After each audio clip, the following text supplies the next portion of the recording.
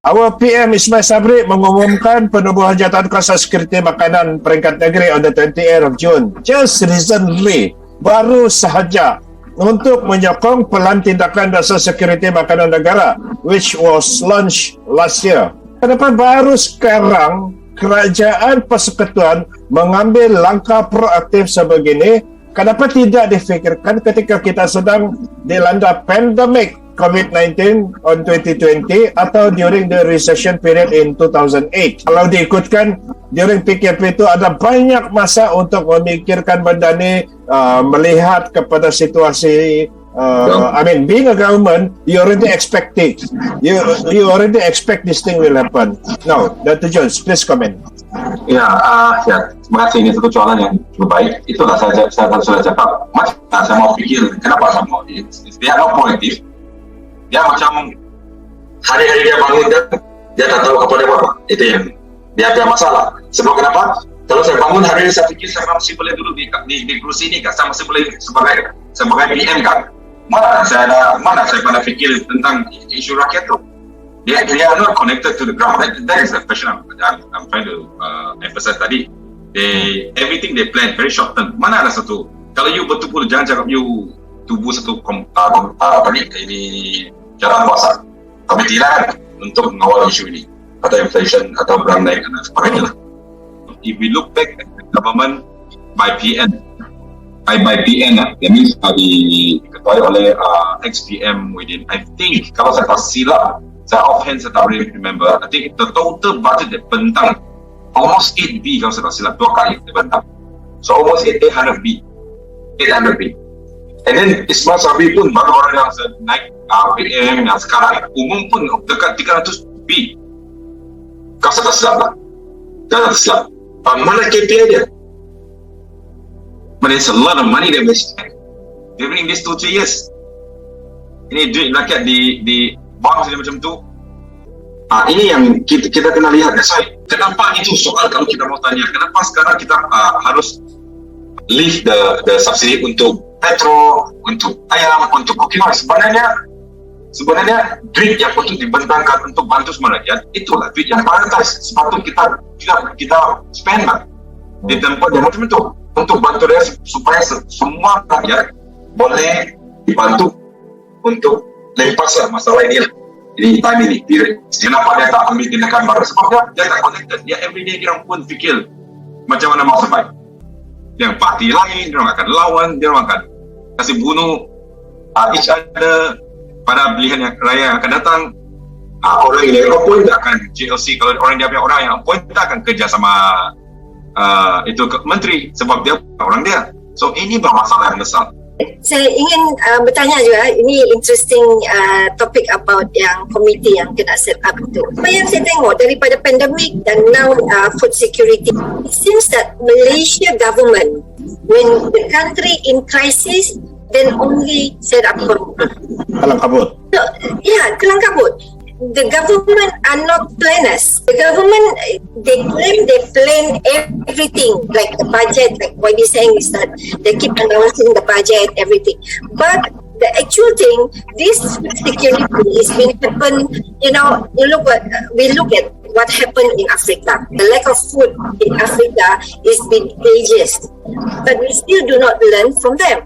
So, how do we can gear up, regardless whoever in power, that this committee is to be committed to serve the people instead of serve, the pemimpin, the leaders, whatever party it is. It is very sad, Wabi. It's very sad. So it goes back to the basic. Like saya ulang lagi. By the next elections, once the people have chosen again, there must be a stable government in politics.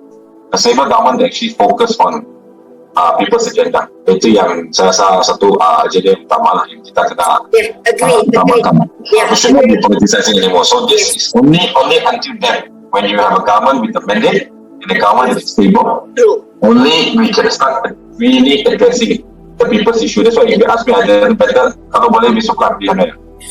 Kalau saya tanya pula sama Puan Joria, sebagai rakyat biasa, apakah impak besar dari segi kacamata Puan Joria ni peningkatan kos sara hidup kepada rakyat Malaysia, terutama kita di Sabah ni? kan, yang sudah terbeban dengan dasar kabotaj yang tidak adil kepada sesama. Impaknya kalau cakap inflasi ni YB Jun sudah cakap, dan keberlangsungan hidup. You wake up, what you want to eat. You know, you wake up, you sedar dia cakap, oh, okay, roti hari ni, you pergi minum kedai kopi, the price of kopi is already 250. Kalau dulu is only not even RM1. Now it's become $2.50.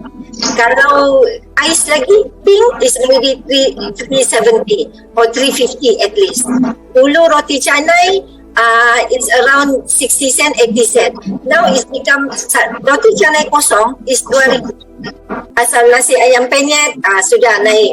Ikan just nasi campur because of the ikan goreng, mihun goreng is everything naik. So berarti dia punya impak yang besar adalah keberlangsungan hidup. Inflation rate di Malaysia masih rendah, yes, true enough. Apa komen Joria bila government saying it is still under control? Bila dia cakap itu public, I call it my personal opinion, publicity stunt lah. Publicity is not answering the question. Sebab satu, apabila kita tengok price is going up every day, so gaji dia statik. So dia cakap dia sudah bagi 1,500, minimum 1,500. But roti canai is RM2. Another impact that the government overlooked on this matter of price increase adalah besar kemungkinan is happening everywhere, dan kita punya rakyat adalah rakyat yang malnutrition, yang tidak cukup zat makanan. So berarti apabila tidak cukup zat makanan, another expenses for the government, health expenses. You know, sudah nasi kita makan nasi beras pecah. If you ever been to Vietnam or Cambodia, even Cambodia is not fully developed, but diorang makan beras wangi, and yet orang rakyat kita makan beras pecah. It is subsidized. Tapi orang kayangan kita ni makan beras wangi Vietnam jugalah. So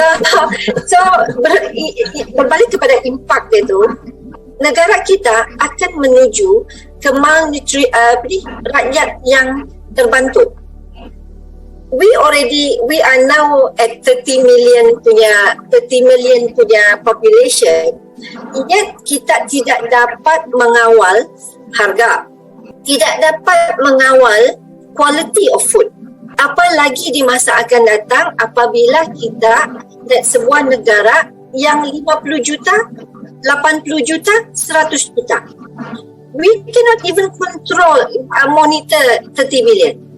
So back to the impact other than the malnutrition adalah satu, food accessibility.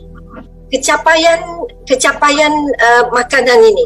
Kalau dulu macam tadi YB Jun ada brief talk earlier on tentang ayam. Kalau ayam dulu boleh makan bila pergi McDonald tiada ayam, pergi cari burger tiada burger ayam, pergi KFC tiada burger ayam, tiada ayam, belum sampai, stok belum sampai. So kita tidak boleh lagi to eat as we wish. Padahal our economy or lifestyle is going up, but with present government punya bukan irresponsible or tidak fokus, incompetent. Correct YB, incompetency of the government is making the rakyat betul-betul macam, I pray that we are not like in Africa. Dr. Chun Suang, the third question for you. Sabah merupakan penyumbang terbesar ekspor kelapa sawit di Malaysia dengan nilai 1.8 bilion ringgit pada bulan Mac.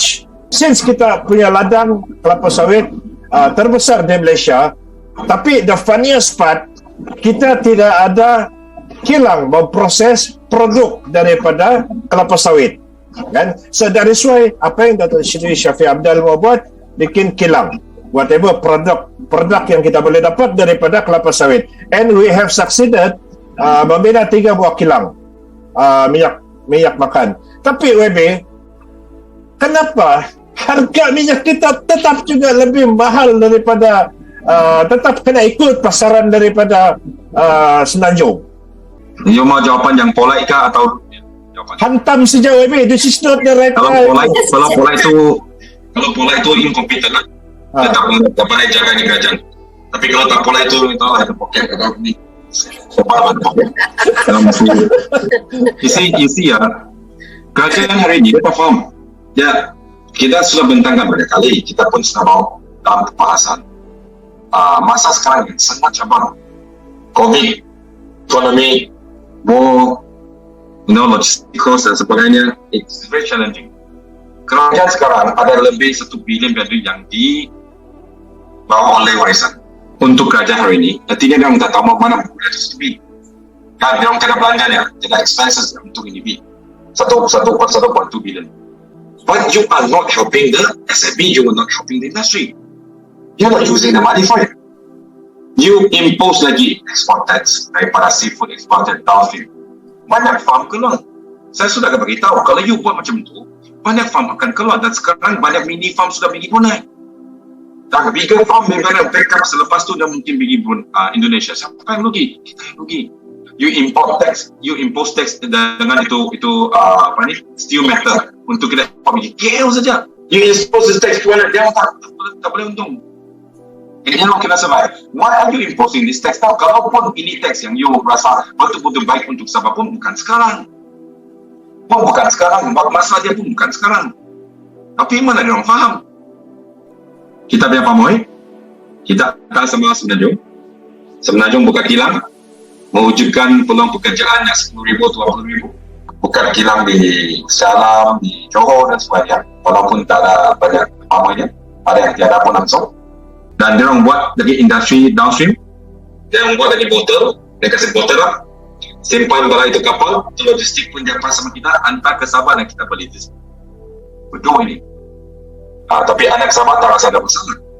That's why apabila warisan took over, no, we cannot continue to bodohkan kita rakyat Sabah ni. We need to start quoting our own cooking oil. Tapi kita tidak mau start terus massive sebab kita pun tak pandai kan. Dia tak pandai. So, kita kena start small scale dan kita kena know how. Kita mesti tengok macam mana kita boleh kawal. Not satu kali buat. Okay, so kita start off dengan tahu best product. Best cooking oil di Tawau.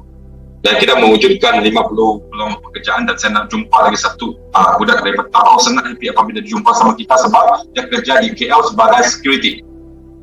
Dan dia boleh balik ke Tawau untuk kerja di kilang ini dan boleh dapat bersama dengan keluarga dia dan boleh dapat decent salary. Dan itu ada spillover effect lagi, sales and purchasing, dia punya sales di supermarket dan sebagainya. Dia create jobs. So kita buat juga di Senakan, Go, dan kita buat juga di Kilingau, konsep untuk buat sedikit sebanyak untuk peluang pekerjaan. Dan apabila kita buat cooking oil dan kita put on the shelf when warisan is the government, so when we put on shelf compared to the cooking oil daripada Semenanjung. Kalau saya tak silap, I can remember offhand, but definitely more cheaper by 10 ringgit. Cheaper by 10 ringgit. Satu botol. Compare lah, botol to botol. Kalau saya tak silap, macam 13 ringgit. Kalau saya tak silap. Tapi itu termasuk dia punya keuntungan daripada industri, keuntungan daripada botol punya industri, keuntungan daripada logistik, semua dia pass on. Middleman, sales dan sebagainya. Pass on. That's the figure that we pay extra. One, I think about 13 ringgit extra. Ini boleh tengok balik. Dia ada fakta dia. Dia ada komplain fakta dia ada dahulu apabila kita bilang. And that is only small scale. That is only small scale that we building. And yet we are able to produce cheaper cooking oil for Sabah. And we create jobs for Sabah. Okay. Now just you tanya, apa yang kerajaan patut buat sekarang? Sekarang saya jalankan. Kalau apapun tak payah buat. Kau terus ikut saja inisiatif daripada warisan. Kau kembangkan industri downstream cooking oil ni. Because you already know how. Sekarang kita sudah ada know how dia. We already trial run for a few years and it's quite stable. So you encourage either investors or what's it called ya, you kembangkan industri downstream untuk buat minyak masak supaya when we mass produce it's cheaper, it's way more cheaper in Sabah. Dan jangan inilah, so supaya itu harga paling murah. Dan you mewujudkan beribu peluang pekerjaan kepada anak-anak Sabah sekalian. Amat diperlukan sekarang ini. But I would like to add from what YB say is that kita is the largest, warisan has done everything. Then now GRS is not doing anything. We have in Sabah we have about 58 kilang kelapa sawit. We have about 11 refinery kilang. Warisan sudah buat 3, tapi masih lagi diorang berfikir mau buat atau tidak, mau buat atau tidak. This is Dia mana fikir mau buat tu, dia fikir pun dia terus. Another issue I want to raise here. License to set up kilang also depends on the federal punya approval. Tahu lah, kalau federal mau kasih ke Sabah mana dapat gitu. Adalah. Yeah, kalau the power is back to Sabah, we don't have this That's issue. why pada election yang akan datang Sabah kena menyatukan. Kita kena undi sama satu parti dan lokal. Ini kalau bagi saya warisan lah. Dan kita ambil balik ke ini kuasa kita terus wujud apa yang kita buat yang terbaik untuk Sabah. Biarlah pada For Sabah to take back the management control. Definitely, but this one nanti you buat satu sesi lagi. Saya baru kasih faham ini sebab ini panjang, so kita dah buat. You see, warisan plan untuk mengawal bukan saja itu. I mean, you can follow the warisan plan like I said. Bukan saja itu farmer downstream, but you must do the one. You must do the one because the resources you don't have to spend a lot of money. You tak payah belanjakan banyak.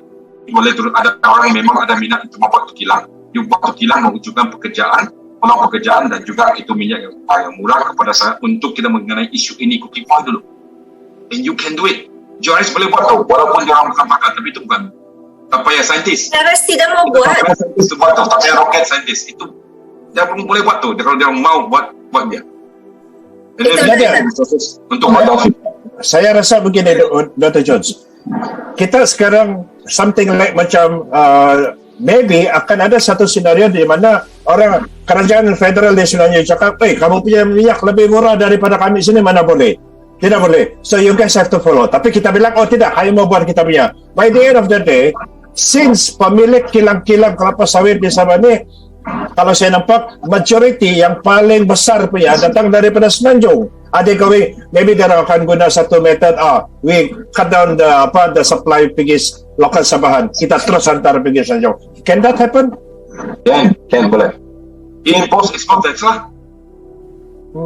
Boleh. Kalau import export, you government lah. You kerajaan lah. Kalau you tak mau, kalau you untung, ambil keuntungan daripada Sabah, kita bukan suruh you lugi. You buat downstream di sini, kau bukan lugi, kau masih untung. Tapi kalau you mau untung besar-besar, tanpa mengira kita punya, atau peduli kita dapat perasaan, peduli kita dapat kehidupan yang susah ini, then we have to do what is the right thing to protect Sabah.